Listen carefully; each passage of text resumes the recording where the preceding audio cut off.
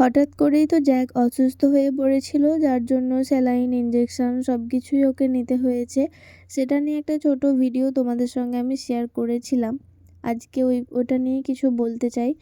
তো জ্যাককে আমরা এখানে হঠাৎ করে ও যখন বেশি অসুস্থ হয়ে পড়েছিল, তখন আমরা কী করব ঠিক বুঝতে পারছিলাম না, কারণ আমাদের আশেপাশে কোনো পেট কেয়ার নেই। তো এমন অবস্থায় আমি একটা জিনিস বুঝতে পেরেছি যে সোশ্যাল মিডিয়া এমন একটা জায়গা যে মানুষকে অনেক উপকারও দিতে পারে, আবার চাইলে মানুষের ক্ষতিও করতে পারে। তো বেশিরভাগটা মনে হয় মানুষের উপকারই হয়, কারণ আজকে গুগল না থাকলে হয়তো এত তাড়াতাড়ি আমরা এই পেট কেয়ারটা খুঁজে পেতাম না।